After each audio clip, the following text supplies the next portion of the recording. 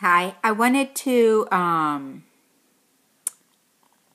make this video for the people that were buying wool from farmers. I'm teaching a class at a fair soon, so this is for that benefit for whoever else. When you buy washed wool from a farm, that washed it on the farm, there most likely, or roving, there most likely will be some vegetation in it, or for some mills. One of the nicest mills in our country, which I'm not going to say where. When I went back east Midwest. No, it was back east. East to me. I'm in Washington State. To view the mill, to see the process before I decided to send any fleeces back there. I went through the mill, watched their entire process, and their rovings will have some vegetation in them. Some people, wow, skin looks really bad. Sorry. Their rovings will have vegetation. Let me see if I can change the lighting some. That better? I don't know. Their rovings will have some vegetation in them because they do not use chemicals to burn off the vegetation, and they do not use any crushing method to get rid of vegetation. Even when you coat a sheep, the sheep vegetation can slip under the coat. It's just like, say, how did that hay or yarn or fuzz or leaves or whatever get in my bra? Sorry. But it just is what it is. Things work their way under things with movement, with wind. We're talking about an animal that's been outside for a year, and you want it to have hay, and you want it to have straw, and it's having babies, and nice bedding in the winter. So bits and pieces will work under the coat. In commercial products, like when you buy a suit, or let's say a Pendleton Wool. I went to Pendleton Woolen Mills.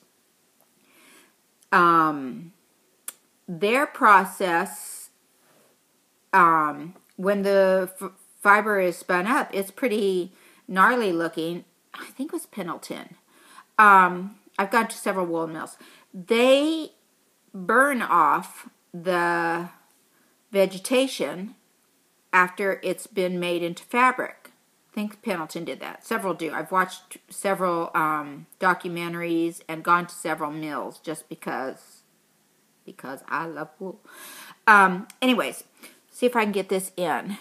But when you buy from a person that is either processing it themselves or a mill that does not use chemicals, why lots of commercially processed wool sweaters and things, even it could start off with a very, very fine wool, but the chemical process to get rid of the vegetation, because sheep are sheep, harshens the wool somewhat. Okay, I'm going to see if I can show you. So when you are working with wool from somebody's farm, you will probably still find some bits of vegetation. It falls out when you draft. It falls out if you card, or some of it, not it. Some of it falls out in the picking process, pulling the wool apart to put through the carder. Some of it more falls out during the carding process. Under the carder, there will be all bits and pieces of grass. Then more falls out during the spinning process. More falls out during the plying process. More falls out during the washing of the yarn to set the twist process. And then at the end, you may end up with a few little bits. Now, I know on the washed fiber, some people had complained that the roving had bits of fiber in it. And we do need to, and I did not know that people did not understand this, so I need to specify when I sell washed wool that it will still have bits. Do you think, should I get Botox? You tell me, should I get Botox? I'm not even frowning. That's the bad part. I look like I'm mad at people. I'm not mad at you. Okay, so home process wool will have bits in it. It is what it is. So, but by the time that I've spun an entire skein, now this was not carded. This was spun straight from my fluff. And I'm not the type of spinner that wants an exact, perfect, well, hair's really crazy here. Do I look like Kramer on Seinfeld? The hair is not, the wool is not done anything but washed. And then I just spin it straight from the wash fluff. And I had that video on that. I do not choose to spin most of the time a perfectly even yarn. I'm capable of it. Not that you care. But that's why this is not perfectly even. You can see I like things being a little bit irregular. It's just my taste because I used commercial yarns for so long. Now I want something different, a little more earthy looking. Grew up in the 70s, so it is what it is. Anyways, so, but I will still turn around after all those things and after all those bits fell out through each process, have a couple bits here and there of vegetation. I'm going to try to show you something. See if it shows up. Oh, I'm not, you're looking, I'm sorry, I've been showing you mostly me. I don't know where the thing is. Okay, I'm trying to think. See if I can see. There's a little tiny bit of vegetation. Is that it? Yeah, right in here. So I'm going to try to get this in the camera. This is really silly. Tweezer and, okay, I pulled it out. There you go. Can you see that? There he is. That's a vegetation. You know, by the time I knitted a garment and washed the garment to block it, it probably would have, it might have fallen out too. I don't know.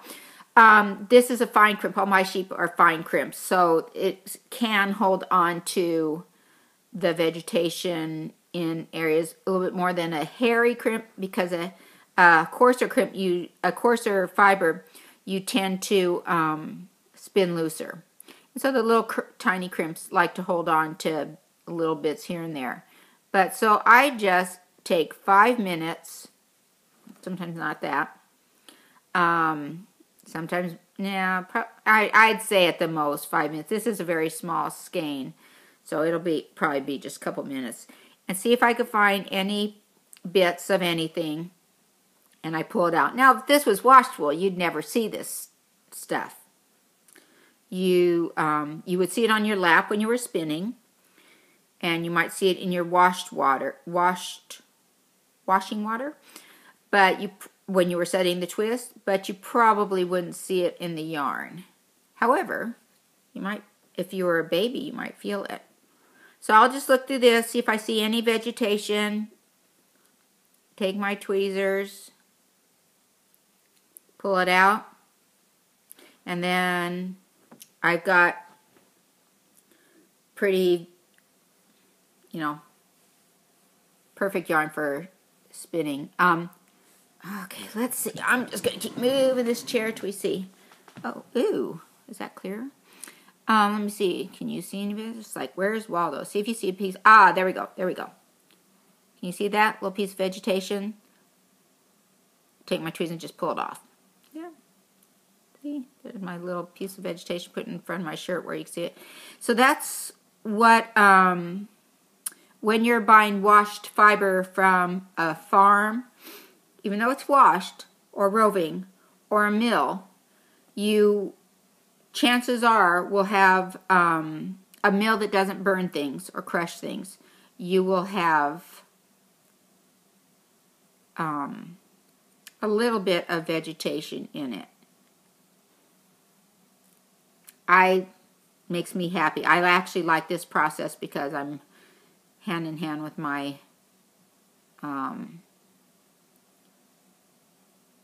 it makes me feel like the farm. And if I had somebody else's wool, then it'd make me feel like it was their farm.